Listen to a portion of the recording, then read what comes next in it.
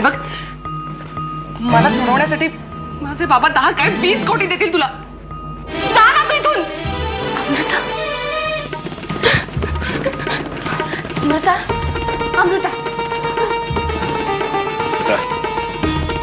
मला अशी नको वागूस माझ्याशी. बाबा आहे मी तुझा. ऐक माझं बाळा. ए हरामखोरा, तू सांगितलं ना मला हात लावू नको म्हणून.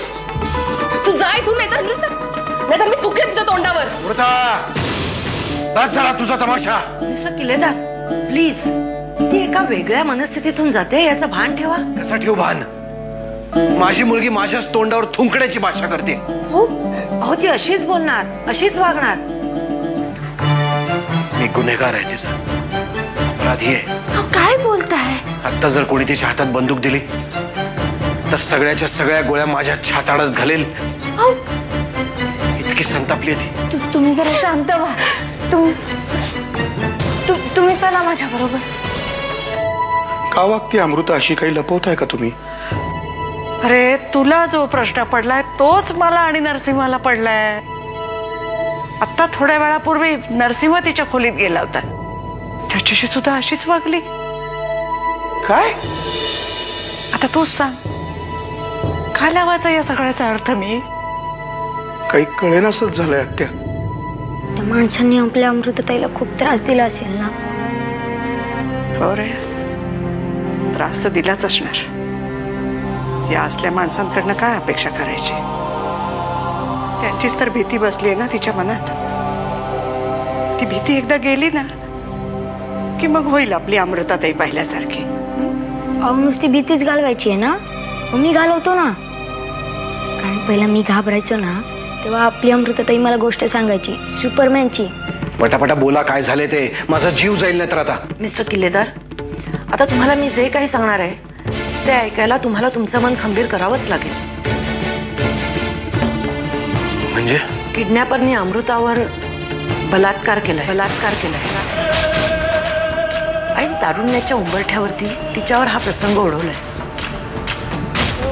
तिला या सगळ्यातून लवकरात लवकर बाहेर काढायला हवं.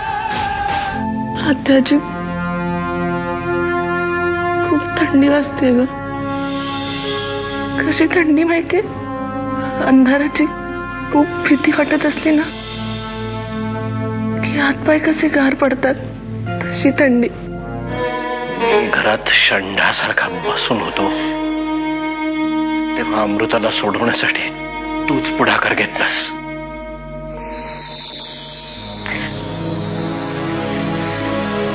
अजून फक्त एकदाच माझ्यासाठी पुढाकार घे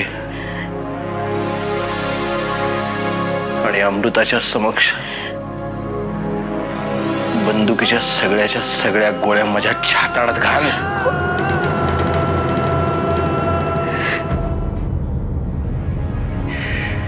निदान हे ओझं आयुष्यभर मला वाहावं तरी नाही लागणार.